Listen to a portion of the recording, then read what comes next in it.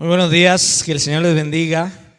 Gracias por estar acá, un domingo más en el que podemos congregarnos y seguir aprendiendo más sobre la palabra de Dios. Como dijo Pablito, mi nombre es Javi y estoy muy contento de poder acompañarles. Por la gracia de Dios, soy el director de proyectos de la Sociedad Bíblica, una institución encargada de traducir la palabra en diferentes formatos e idiomas. Es decir, que si una persona habla bribri, la traducimos al bribri; si habla cavécar, al cavécar; si una persona es ciega, producimos la Biblia en braille, y así. Lo que queremos es que la gente se pueda relacionar con la palabra de Dios en el formato y en el idioma de su corazón. Y aparte de eso, tengo prácticamente toda mi vida de congregarme en esta casa. Le preguntaba a mi mamá hace poco que cuándo fue la primera vez que vinimos a Vida Abundante, y me dijo que era cuando era en el IUAT, entonces fue hace bastante tiempo, ¿verdad? Y desde ahí el Señor ha sido bueno con nosotros y esta casa nos ha permitido a nosotros crecer. También tengo el privilegio de servir a nuestra juventud acá en esta casa. Sirvo en Ignición con los chicos de 13 a 17 años, ahí estamos todos los jueves aprendiendo y creciendo.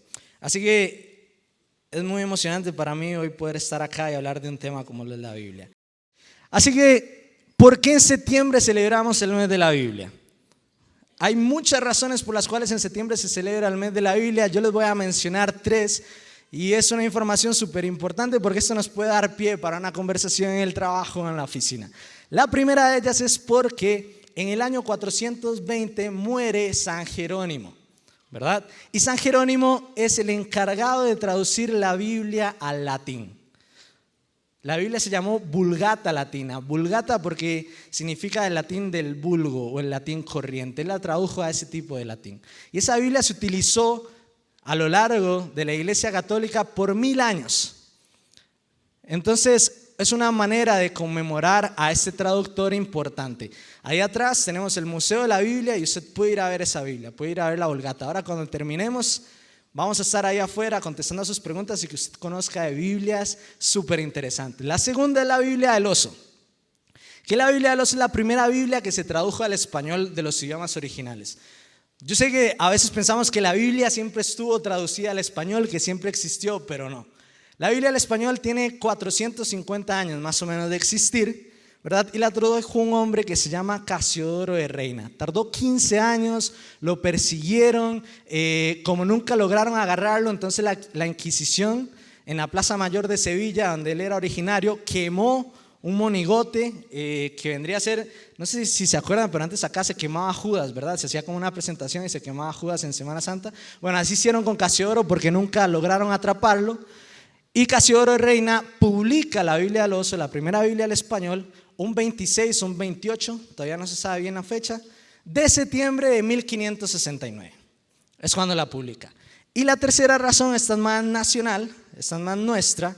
En el año 2000 se decreta la ley 8030 que establece que el primer sábado de septiembre es el Día Nacional de la Biblia. Entonces las iglesias se reúnen, se hacen muchas lecturas públicas, nosotros como sociedad apoyamos muchos de esos esfuerzos, se desfila por las calles, entonces es sumamente lindo. Es un día que celebramos montones. El Ministerio de Educación Pública tiene la Semana de la Biblia, la primera semana de septiembre es la Semana de la Biblia. Entonces con el museo visitamos escuelas públicas, colegios públicos y hablamos acerca de la palabra. Entonces, ese es más o menos el contexto y la razón por la cual lo estamos celebrando anticipadamente, ¿verdad? Porque la Biblia es algo que debemos de celebrar y conmemorar. Ahora, no estamos hablando de un libro cualquiera, ¿ok? No es cualquier libro. La Biblia tiene un montón de características que lo diferencian, características que lo hacen única. La Biblia es el único libro que ha sido traducido a más de 2700 idiomas.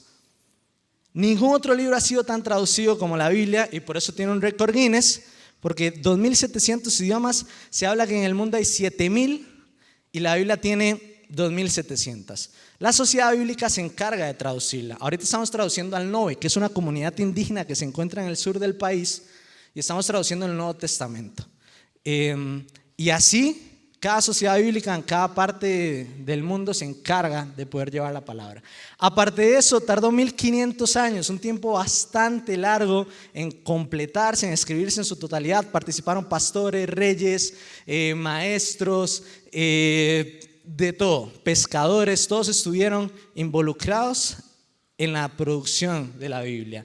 Fue el primer libro impreso. Gutenberg, de todos los libros, escogió la Biblia para ser el primer libro impreso y fue el primero en viajar al espacio.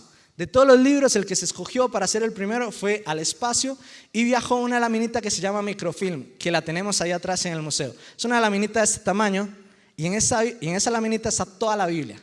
La imprimieron con esa tecnología para que toda la Biblia estuviese en esa laminita. Así que también la pueden pasar a ver ahora al final. Es el más caro que se ha vendido. Una Biblia se subastó en $35 millones. Demasiada plata, ¿verdad? Por una Biblia. No estaba escrita en oro, ni tenía la letra original de los autores bíblicos. Fue una de las de Gutenberg que se conservó y la subastaron. También este es un dato estadístico, es el más robado. Por eso la librería tiene esos controles así, tiene cámaras y todo, para que nadie se robe la Biblia, porque es el libro más robado en las librerías, estadísticamente. Se lo roban montones. Y aparte, es el más perseguido. Ningún otro libro en la historia de la humanidad lo han quemado, lo han prohibido, lo han escondido, tanto como la Biblia, hasta la fecha. Así que la pregunta es, ¿por qué este libro es tan importante? ¿Por qué este libro tiene todas estas características que lo hacen único? Porque hay tanta gente enfocada en que esto llegue a tantas personas que han muerto y han dado su vida para la traducción y la difusión de la palabra. Y porque hay tanta gente esforzándose para que no se conozca, para que no se lea, para que sea prohibido. ¿Por qué genera tantas divisiones y tantas diferencias? Y eso es lo que vamos a estar estudiando el día de hoy. Y eso es lo que vamos a estar conmemorando. Así que acompáñenme a orar. Señor Jesús, sos bueno. Vos hablaste de diferentes terrenos y dijiste que hay uno donde cae la semilla y produce fruto. Yo te pido, Señor, que hoy, cada una de las personas que estamos acá, seamos ese terreno donde tu palabra dé fruto, Señor. Donde salgamos apasionados y enamorados de este libro. Yo te pido, Padre, enamóranos más de tu palabra. Gracias por este hermoso regalo. No lo damos por sentado. Queremos celebrarlo y conmemorarlo. En tu nombre santo. Amén. Y amén. Bueno, yo de todas las cosas en las que podemos describir la Biblia, yo encuentro dos fundamentales. La primera es que la Biblia es la palabra de Dios. En 2 de Timoteo 3:16 dice: toda la escritura es inspirada por Dios.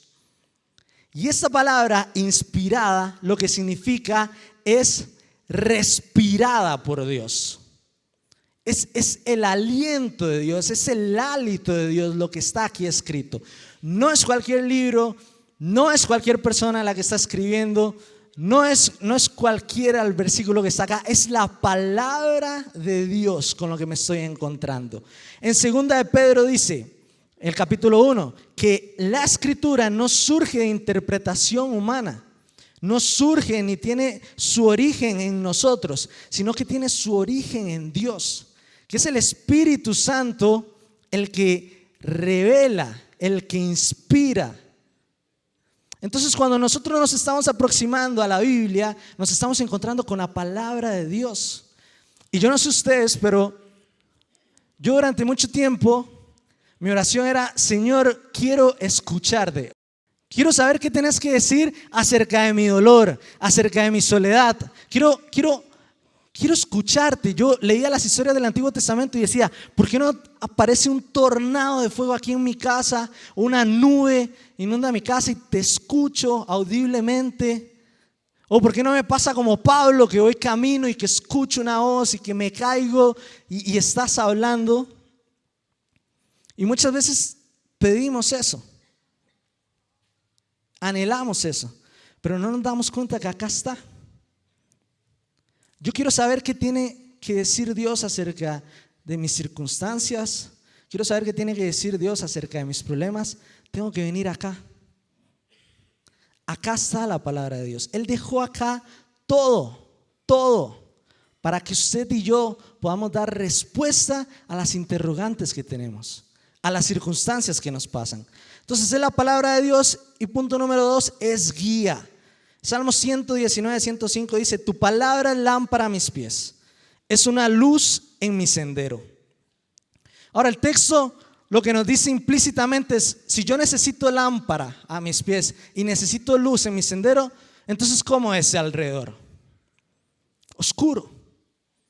Hay obstáculos. Es difícil. Usted y yo sabemos, yo no tengo que decírselo, la vida es difícil. Hay obstáculos, hay cosas que nos pueden hacer tropezar. Pero el pasaje lo que nos está diciendo es que la Biblia viene a ser esa luz que me permite ver dónde pisar y dónde no. La Biblia me marca la cancha. La Biblia me dice: acá sí, acá no. Derecha sí, izquierda no. Esto sí, esto no. Y eso es lo que es la palabra. Los estatutos, lo que Dios quiere que yo haga, lo que Dios quiere que yo cumpla, está ahí. Y por eso es guía. Me permite no tropezar, me permite ver el camino, me permite ver si estoy yendo al lugar que el Señor quiere que yo vaya. Pero a pesar de que la Biblia es el libro más distribuido año por año y a través de la historia, no hay otro libro que se distribuya más como la Biblia es el menos leído. Y eso es preocupante. A pesar de que la Biblia esté llegando a las manos de muchas personas, es el menos leído. Así que aquí viene la segunda pregunta.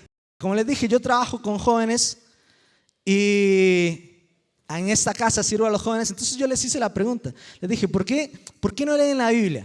Y entonces la respuesta de ellos fue: porque es aburrida, porque es muy larga, porque son muchas palabras, porque es muy difícil.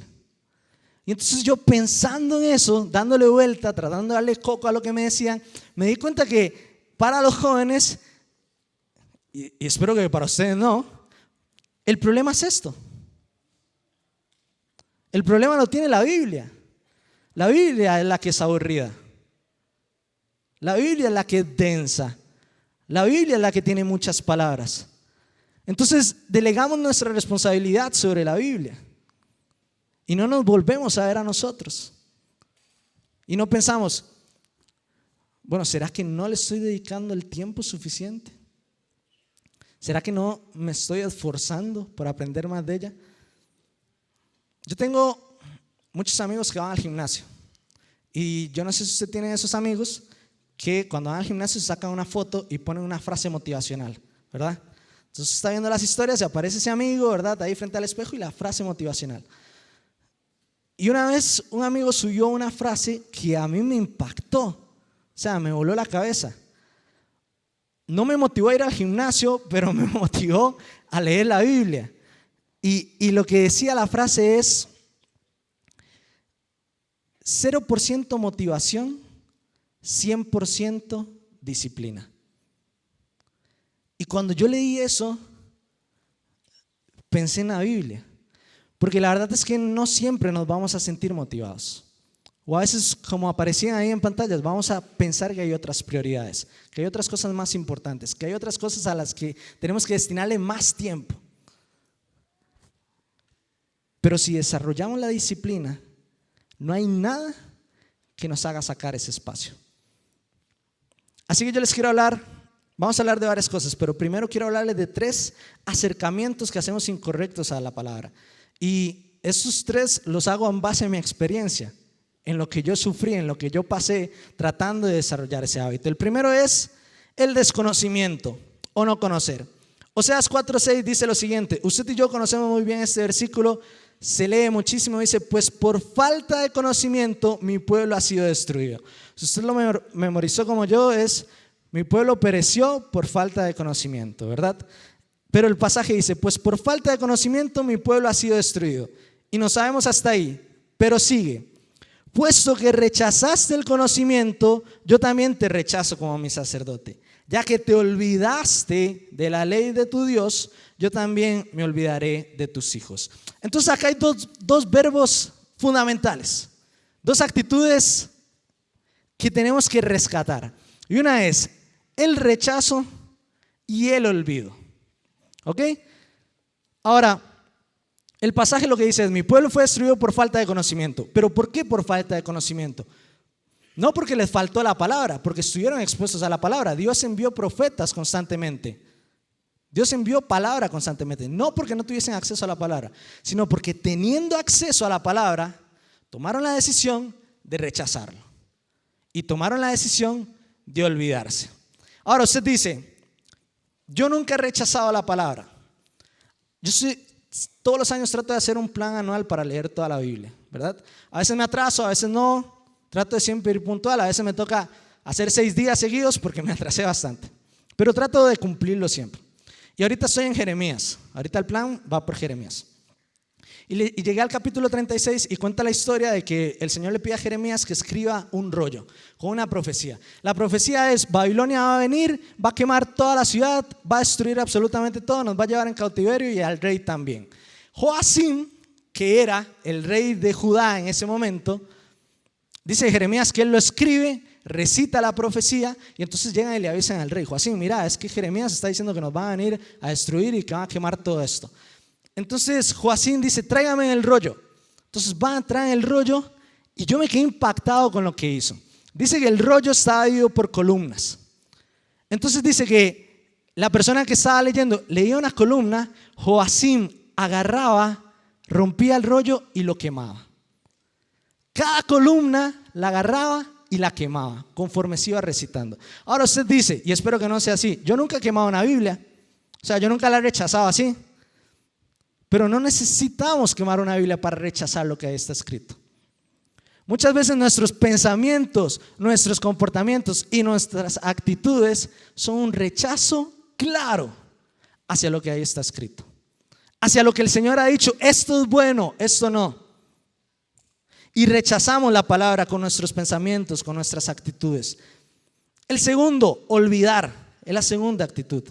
¿Saben? Olvidar es durísimo. Es durísimo, porque olvidar nos hace esclavos de las circunstancias, nos hace esclavos de las emociones. Usted conoce este versículo: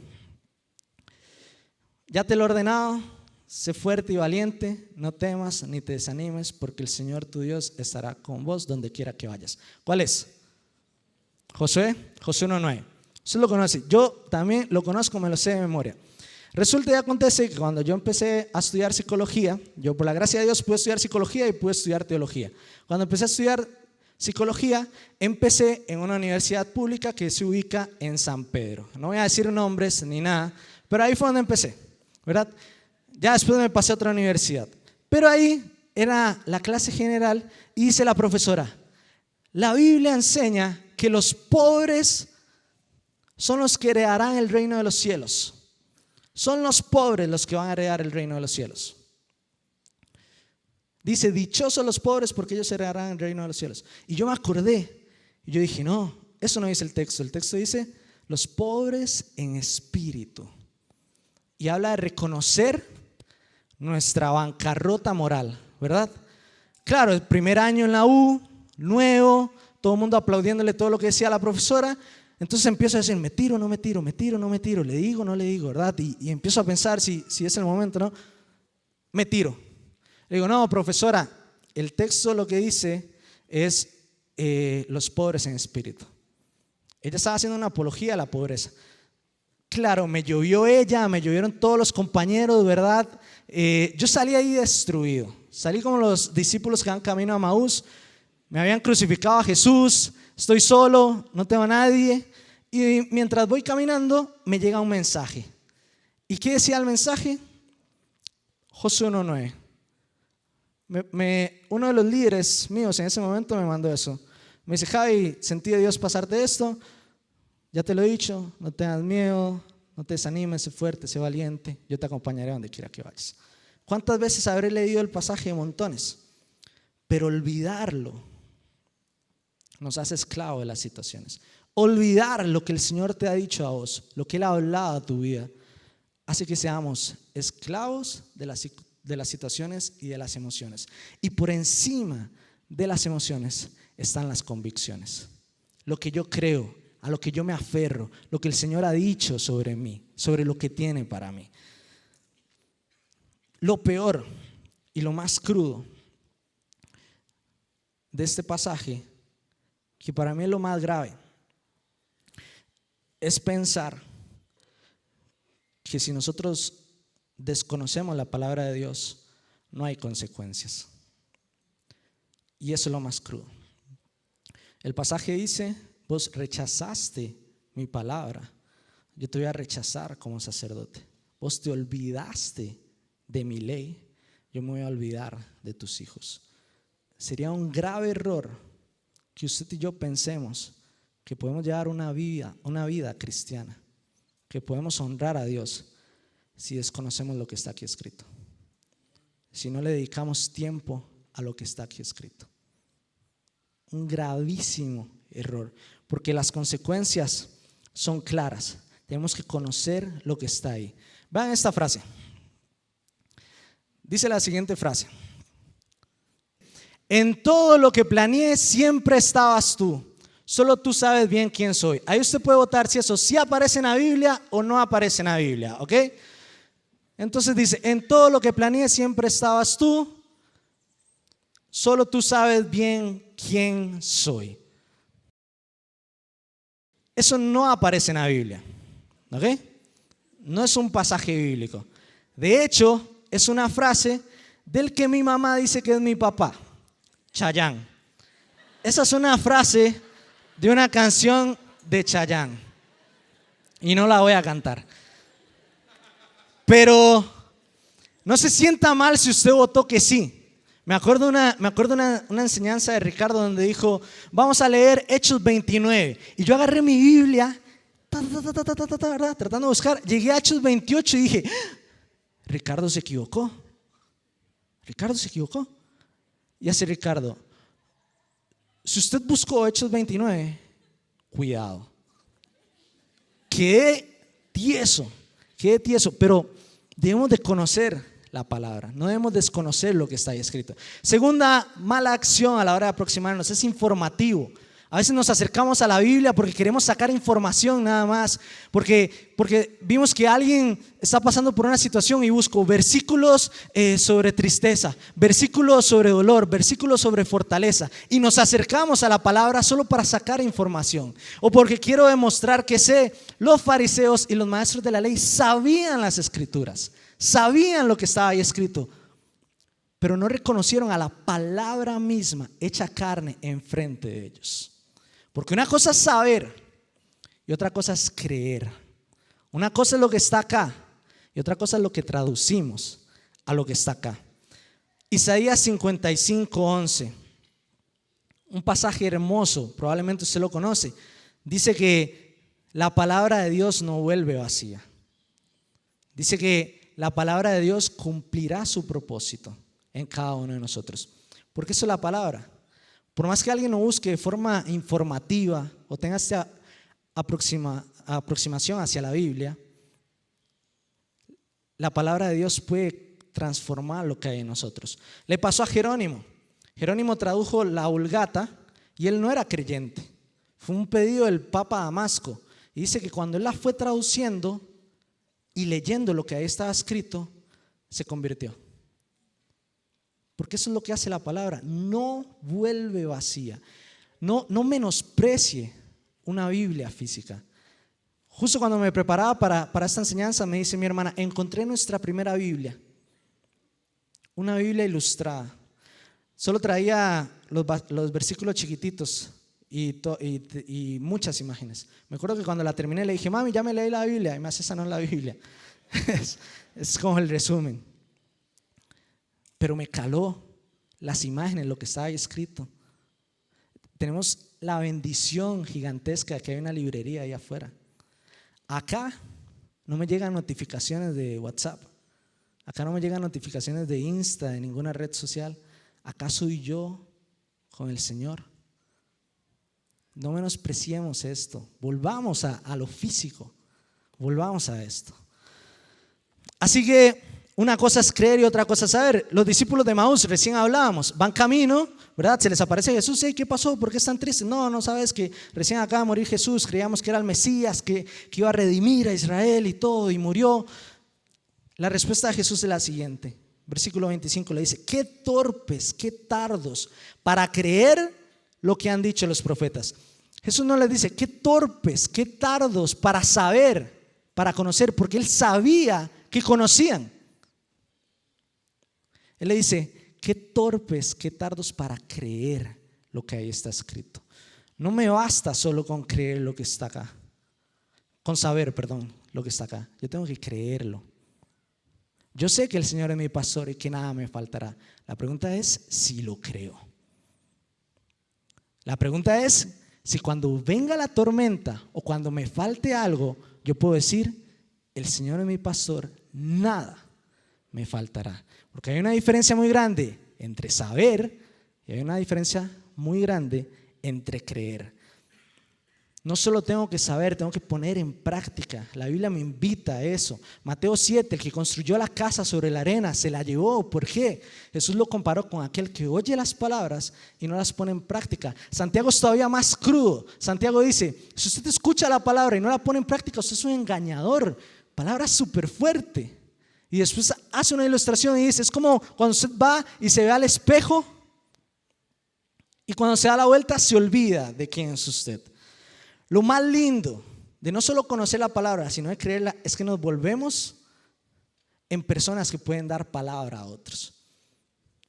Una vez me dijeron: tal vez su vida sea la única Biblia que otra persona vaya a leer. Tal vez su vida sea lo más cerca que alguien vaya a estar de la palabra de Dios. Y eso me pone alerta. Eso me hace a mí pensar que tengo que poner en práctica lo que está ahí. Y la última mala actitud que podemos tener o aproximamiento hacia la palabra es el indirecto y no cercano.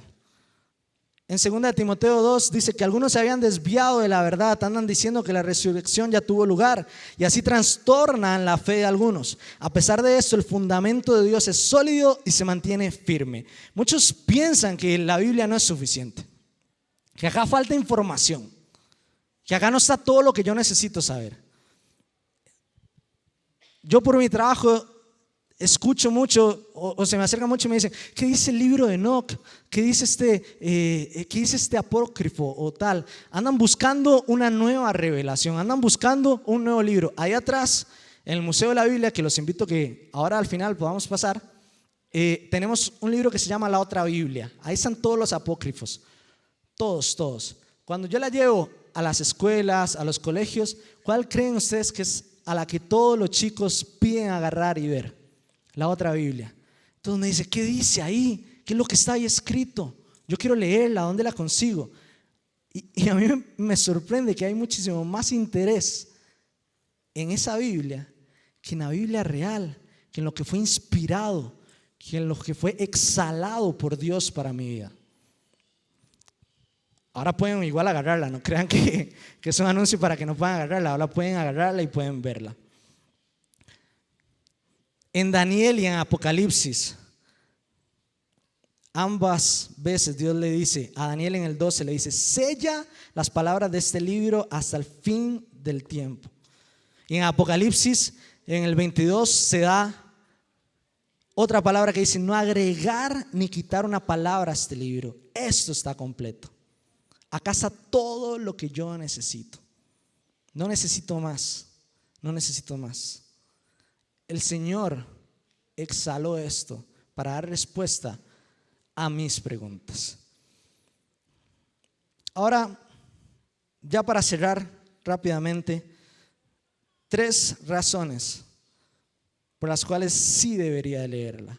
La primera de ellas: descubro quién soy. Hebreos 4:12 dice: sin duda la palabra de Dios es viva y eficaz, más cortante que cualquier espada de 2 filos. Penetra hasta lo más profundo del alma y del espíritu, hasta la médula de los huesos. Juzga los pensamientos y las intenciones del corazón. No existe y no hay otro libro que pueda hacer lo que está ahí escrito.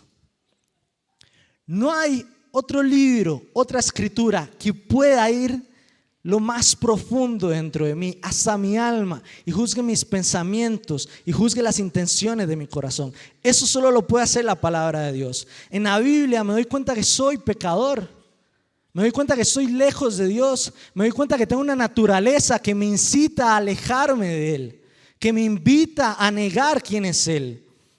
En la Biblia me doy cuenta que puedo ser Israel, que el Señor me ha dicho: ¿cuántas veces traté de juntarlos como gallina, de tenerlos cerca, y vos decidiste irte? ¿Cuántas veces le dije esto no y vos lo hiciste? Me doy cuenta que puedo ser Saúl, que las circunstancias me pueden dominar y hacer cosas que no tengo que hacer, que puedo ser Jonás, que el Señor me dijo a Nínive y me voy para el otro lado, que puedo ser Pedro, negar a Jesús, porque nos encanta identificarnos con el bueno de la película. Leemos los evangelios y decimos: uy, estos fariseos, terribles, terribles. Uy, Pedro, ¿cómo lo va a negar? ¿Por qué se hundió Pedro? Yo hubiese llegado hasta Jesús. Cuando yo leo la Biblia, me doy cuenta que soy Pedro. Me doy cuenta que puedo ser Saúl, que puedo ser Jonás.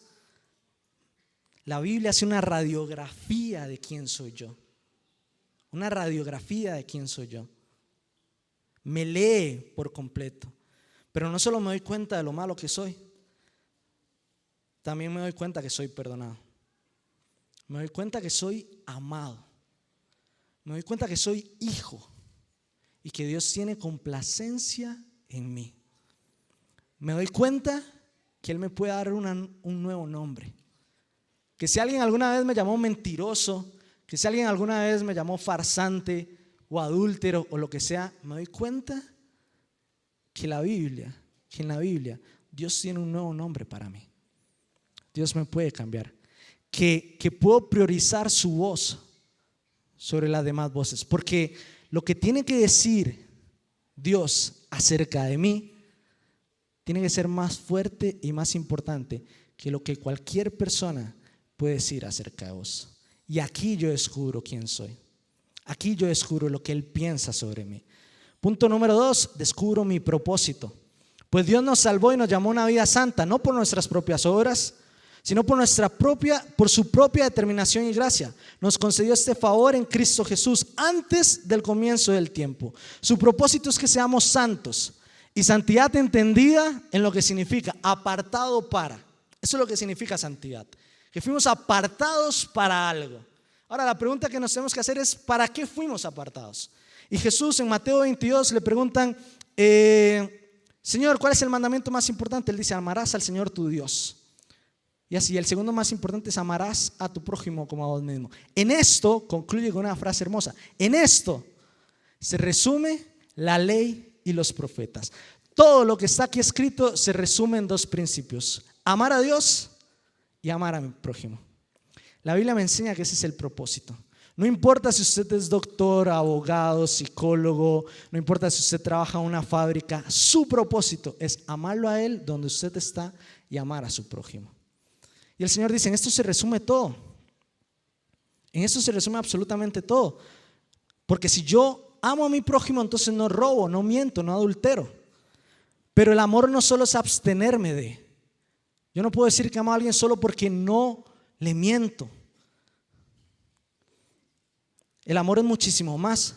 Yo no solo no miento, sino que hablo con la verdad, predico con la verdad, busco la verdad.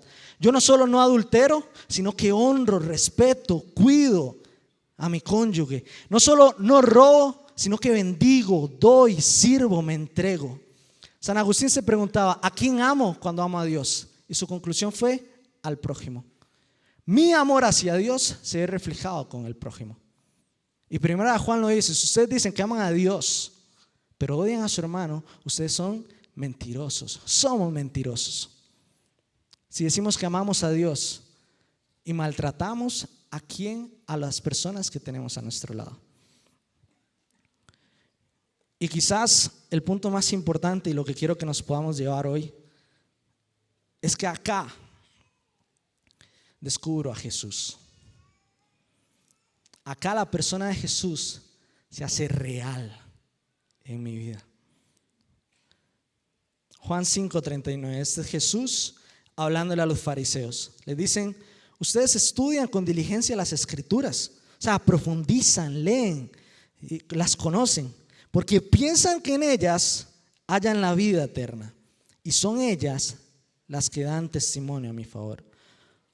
Otras versiones dicen: son ellas quienes me apuntan, quienes me señalan.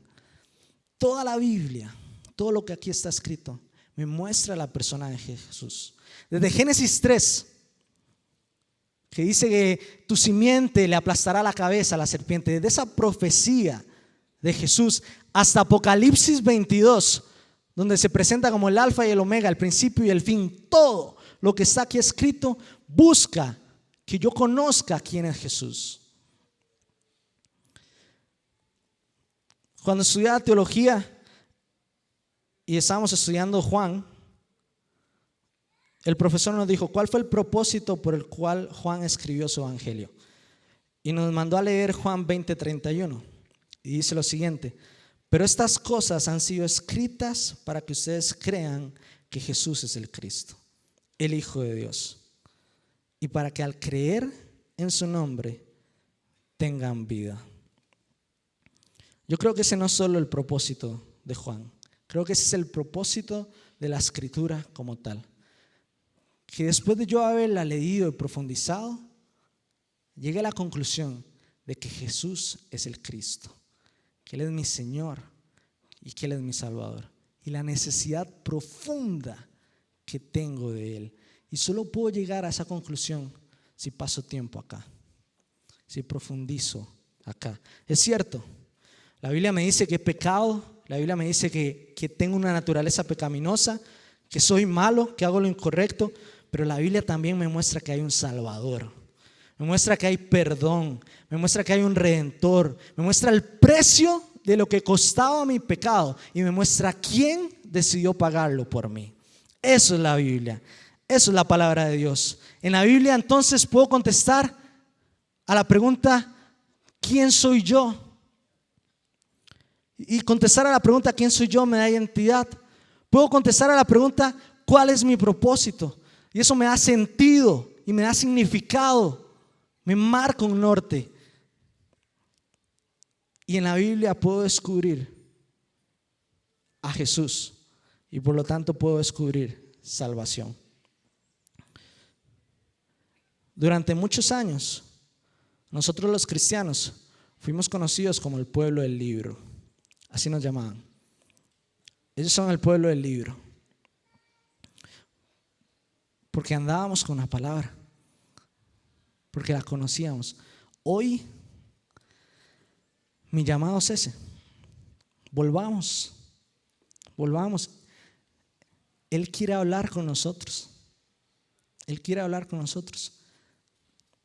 Es difícil, cuesta, sí.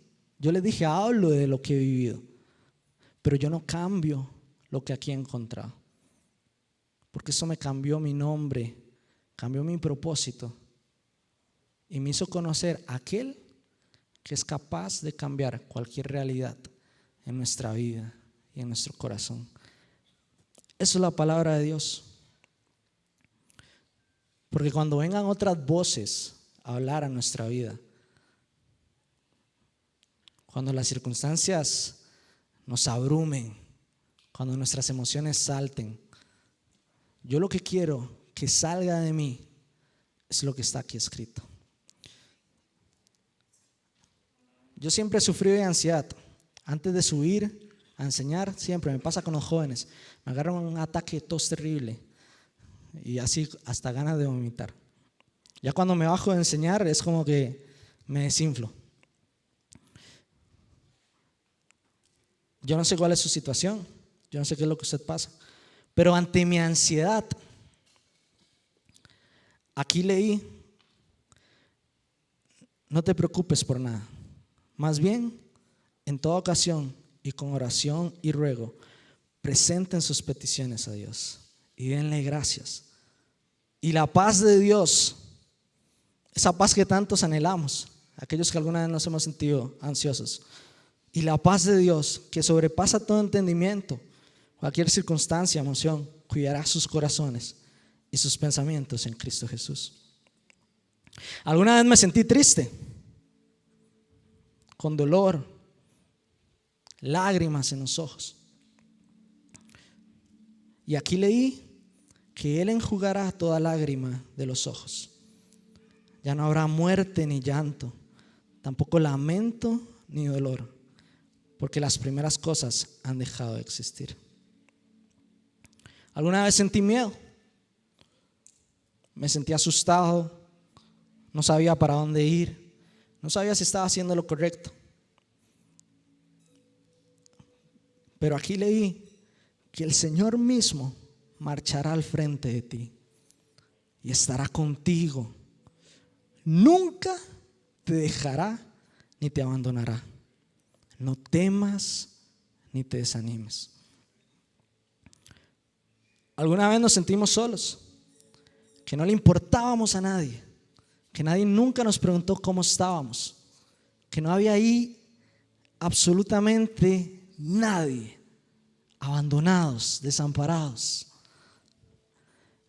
Pero aquí leí de palabras de Jesús y les aseguro que estaré con ustedes siempre hasta el fin del mundo. ¿Alguna vez me sentí perdido, desorientado? Si estaba haciendo lo que Dios quería para mi vida, si estaba en el lugar que tenía que estar, si estaba con las personas que tenía que estar, si lo estaba haciendo bien. Y aquí leí, ya sea que te desvíes a la derecha o a la izquierda, que pienses que sea por allá o por el otro lado, tus oídos percibirán a tu espalda una voz que te dirá: este es el camino, síguelo.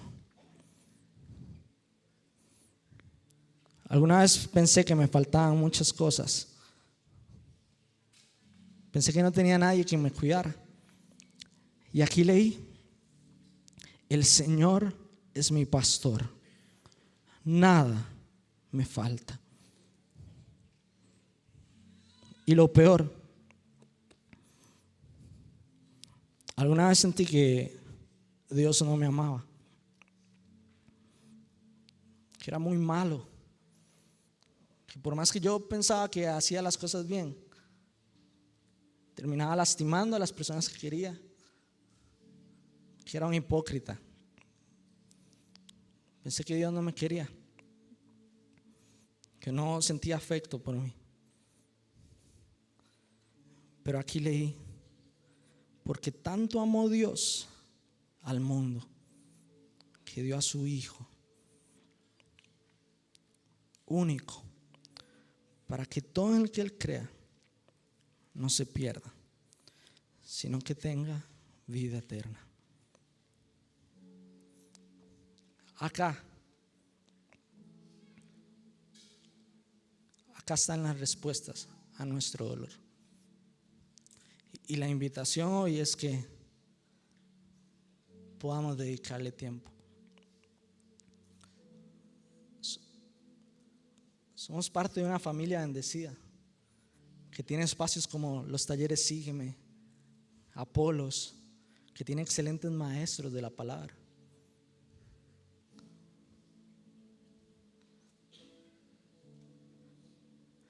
Volvamos, prioricemos lo que Dios tiene que decirnos a nosotros. Descubramos a Jesús cara a cara, otra vez.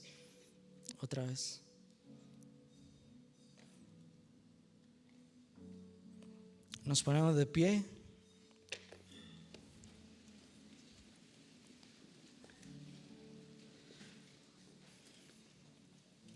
Señor Jesús, dice tu palabra que donde hayan 2 o más reunidos en tu nombre, tú vas a estar allí. Señor, tú estás acá.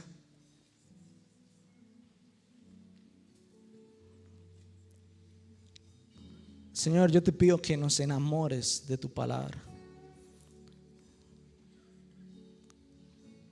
Es imposible vivir una fe real y auténtica si desconocemos tu palabra. Señor, queremos que cuando venga la circunstancia, los momentos crudos, lo que hagan eco en nuestro corazón, en nuestra mente, sea tu palabra. Que sea lo primero que salga de nosotros, que brote de nosotros, Señor. Necesitamos de ella. Enamóranos de ella. Perdón si hemos sido negligentes. Perdón si nos ha faltado disciplina. Acá está todo lo que yo necesito saber.